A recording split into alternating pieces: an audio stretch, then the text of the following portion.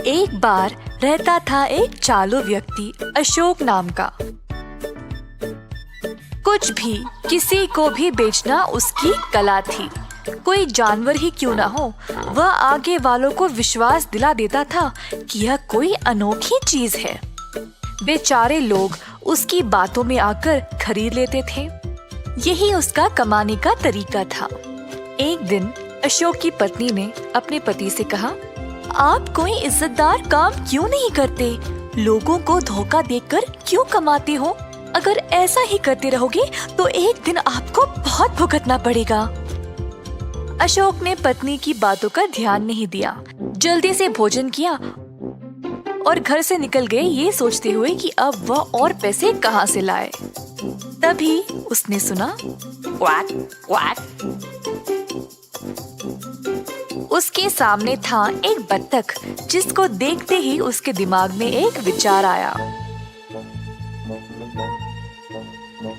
चोरी छुपे उसने बत्तख को उठाया और फिर शहर की ओर निकल पड़ा। अब वह एक नया बलि का बकरा की खोज में था।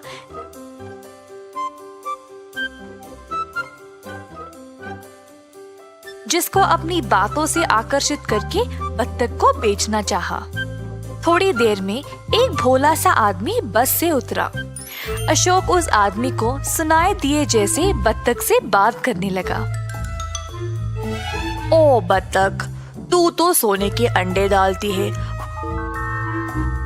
परंतु मैं तेरा ख्याल रखने के लायक ही नहीं हूँ। क्या करूँ? भोले आदमी ने अशोक की बातें सुनी और पूछा, सुनिए, क्या ये सच है कि ये सोने के अंडे डालती है?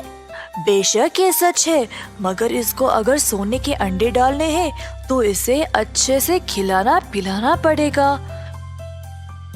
मैं बहुत गरीब हूँ ये सब करने के लिए, इसीलिए पता नहीं क्या करूँ। भोले आदमी को बुरा लगा। वैसे आप कौन हो? इधर नए आए हो क्या? जी हाँ, मैं यहाँ काम ढूंढने आया हूँ। सच में? तो इस बत्तख को लो, ये सोने के अंडे देती है ना। मैं तो इसे नहीं पाल सकता, पर तुम इसकी देखभाल करके इसके अंडे भी ले सकते हो। फिर तुम अमीर बन जाओगे। चलो अब मैं काम ढूंढने निकलता हूँ। आप कितने दयालु हो, मैं उसको अवश्य ले लूंगा, पर इसके बदले आप ये थोड़े से पैसे ले लो मुझसे। भोले आदमी ने अशोक को अपना सारा पैसा दिया और चला गया। कई दिन बीत गए और अशोक के पैसे भी खत्म हो गए।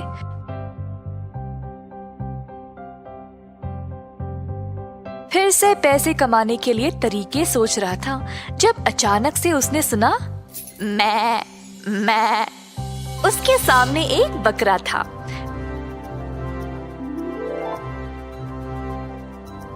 फिर से चोरी छुपे बकरे को झपटा और शहर की ओर निकला अपनी चालें चलने।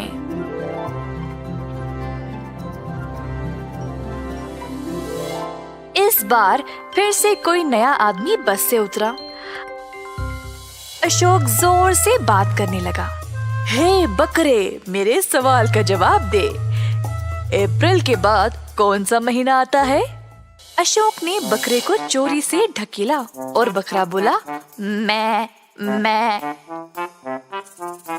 शाबाश मेरे बकरे, तूने सही जवाब दिया, वो भी एक बार नहीं 2 बार बोला। नया आदमी ने इनकी बातें सुनी और पूछा, वाह, ये बकरा कितना अच्छा बोलता है। और क्या बोलता है ये? अच्छा ये सुनो। ओ बकरे, जून के पहले कौन सा महीना आता है? फिर से अशोक ने पीछे से बकरे को धक्का दिया। मैं। वाह, कितना अनोखा है ये। क्या मैं इसको अपने साथ ले जाऊं? हाँ, पर मैंने इस बकरे को बहुत भारी रकम में खरीदा था। मैं इसको ऐसे ही नहीं दे सकता ना।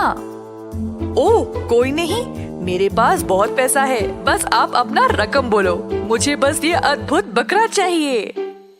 अशोक ने अच्छी खासी रकम में बकरे को बेचा और खुशी से घर चला गया।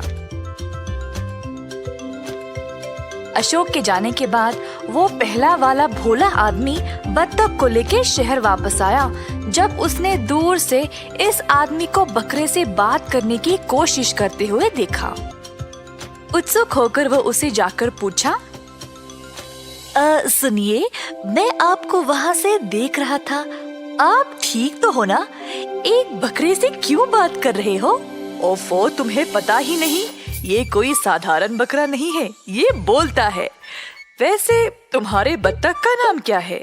मेरी बत्तख भी अनोखी है, ये सोने के अंडे डालती है, पर बहुत दिन हो गए मैंने इसको अच्छे से खिलाया पिलाया, पर इसने एक अंडा भी नहीं डाला। मैं इसके मालिक से मिलने आया हूँ पूछताछ करने के लिए।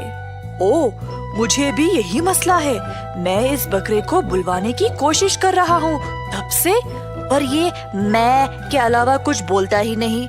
चलो हम साथ में इस मसले को सुलझाते हैं। दोनों साथ चलने लगे। जब उन्होंने कुछ दूर अशोक को देखा, बकरे वाला आदमी ने अशोक को पुकारा। जब बत्तख वाले को भी पता चला कि एक ही इंसान ने उन दोनों को ये जानवरें बेचे थे, अशोक को सुनाई नहीं दिया और बस अपनी घर की ओर चलता रहा। दोनों आदमियों ने अशोक का पीछा किया उसके घर तक। उन्होंने अशोक को अपनी पत्नी को सब कुछ बताते हुए सुन लिया। इसने तो हमें धोखा दिया है। हाँ, हम इसकी बातों में आ गए, इसको तो सबक सिखाना ही पड़ेगा। मेरे पास एक योजना है। पहले वाले ने अपने आप पर सोने का रंग लगाया और मूर्ति बनने का नाटक किया। दूसरे वाले ने उसको उठाया और अशोक के घर के आसपास घूमने लगा। योजना के अनुसार अशोक की नजर उन पर पड़ी और वो बाहर आया पूछताछ करने। हे, तुम इधर क्या कर रहे हो? तुम्हारा बकरा किधर है? बकरा ठीक है और सुरक्षित, और कुछ न कुछ बोलते ही जा रहा है। आहा, कमाल है। वैसे ये मूर्ति लेकर कहाँ जा रहे हो? श्श, किसी को बोलना नहीं, ये मूर्ति असली सोने की बनी हुई है। पर तुम मुझे ये क्यों बोल रहे हो? अब मैं इस शहर में नया था और आपने अपनी मेहरबानी मुझ पे दिखाई उस शानदार बकरे को देकर, तो इसीलिए मैं केवल आपको बोल रहा हूँ। अच्छा, तो अब क्या करोगे इस मूर्ति का? मैं इसको पूरी तरह से पिघलाकर सब बेच दूंगा। क्या तुम मेरी दयालुता के लिए कुछ करोगे? तुम मुझे ये मूर्ति दे दो, मैं तुम्हें इसकी अच्छी रकम दूंगा। तो अशोक ने आदमी को बहुत पैसे दिए और मूर्ति को कपड़े से ढांप दिया। अंदर गया अपनी पत्नी को बुलाने के लिए, पर जब वो आई तो वहाँ पे मूर्ति थी ही नहीं, केवल एक कपड़ा जमीन पर पड़ा था। अशोक आश्चर्यचकित रह गया। उसको यकीन ही नहीं हुआ कि उसी को बेवकूफ बनाया गया। मैंने आपसे बोला था, एक ना एक दिन उल्टा आपको ही सहना पड़ेगा, और बस आज वही हुआ। इस कहानी से हम ये सीखते हैं कि हमेशा ईमानदारी से काम करना चाहिए। जैसी करनी वैसी भरनी।